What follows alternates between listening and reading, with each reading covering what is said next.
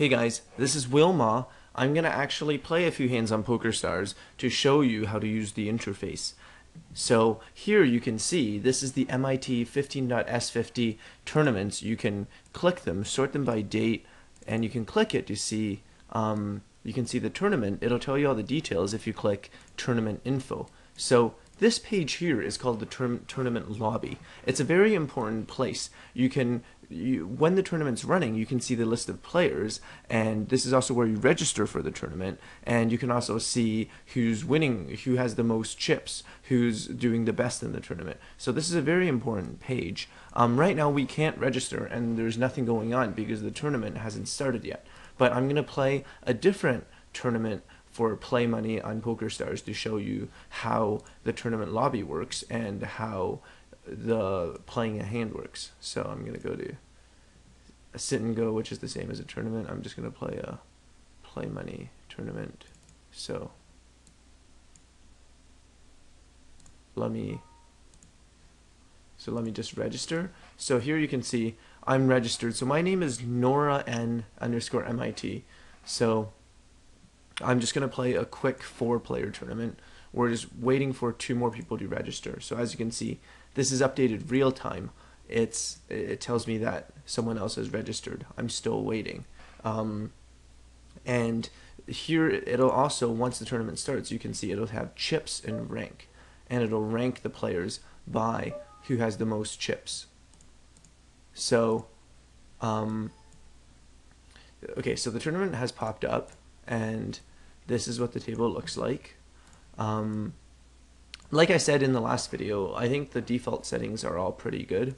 You can choose the theme if you want. I slightly prefer the old theme of PokerStars Classic. I think it looks slightly nicer and is easier on the eyes.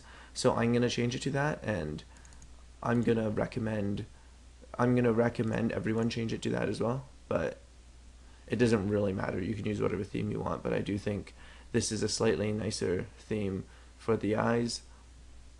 But yeah, other than that, I think all the default settings are very good.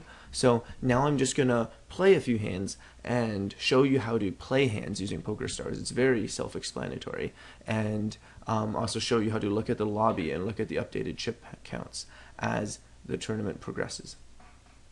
So I'm not gonna try to play well. I'm just gonna try to play lots of hands and show you how it works. So another thing that might be useful is something that I like is you can check for color deck. This is something I personally like. So what'll happen is, you see diamonds will become blue and clubs will become green, so that you don't ever get confused, a heart from a diamond or a club from a spade when they're the same color.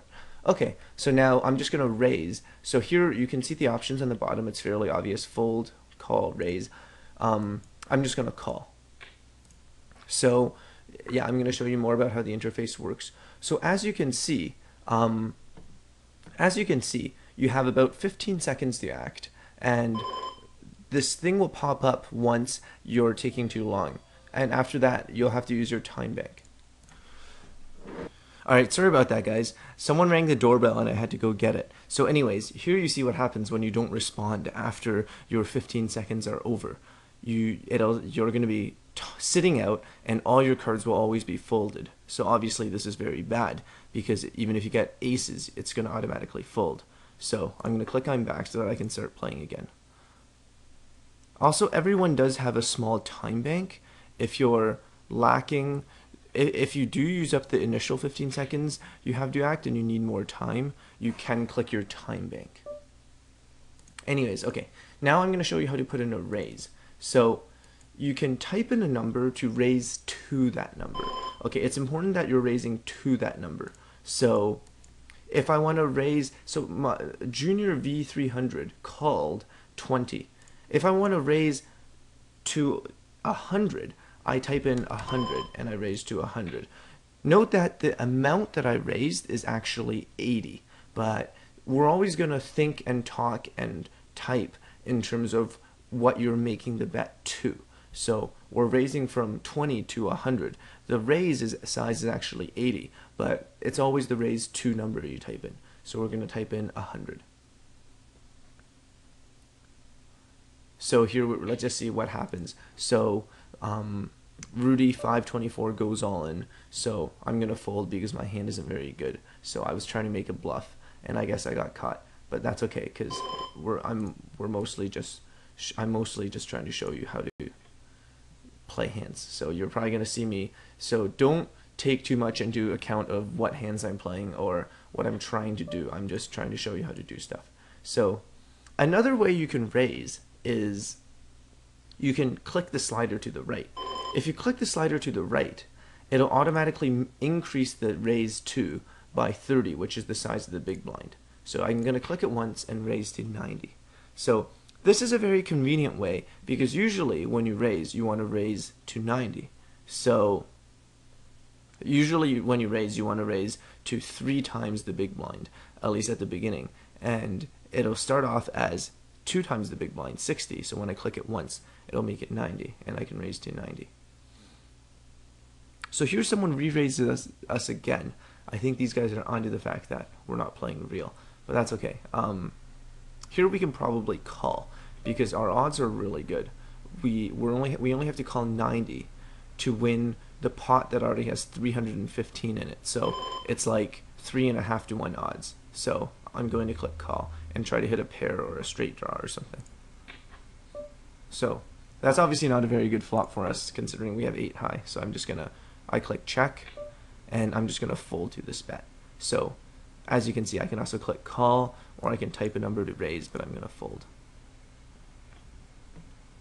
So yeah, so the interface is very nice. Everything should be pretty self-explanatory. Okay, so I think I've showed you pretty much everything I want to show you. So as you can see, another thing you can do is you can drag the slider to an amount you want. So if you want to go all in, you just drag it all the way to the right, and it'll say, oh, I'm all in. And so we're going to go all in and put pressure on our opponent. So this is actually not that bad a play in this case, because King 4 offsuit is actually a hand that is a lot better getting it all in pre-flop relative to how good it is playing it post-flop. So so when you win a pot, you always have an option to show your cards or not show.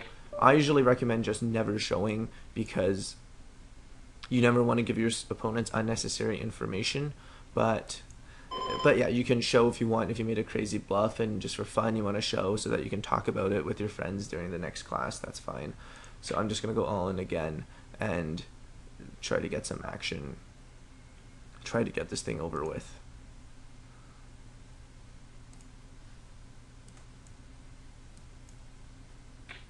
So we get called by King 10.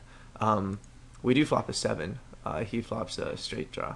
And we do win, which is actually kind of unfortunate, because I was hoping to stop the video. But, okay, it's okay. So, as you can see, when you go all in, there's no more controls left. It'll no longer ask you whether you want to fold or call or raise, because all the money has already been... I'm just going to show my cards for no reason. It's because all the money has already been in the pot. Okay, anyways, okay, I'm just going to stop this. There's not much point. I'm just going to quit. And I hope I've shown you how to use the interface. It's very easy. Alright, thanks.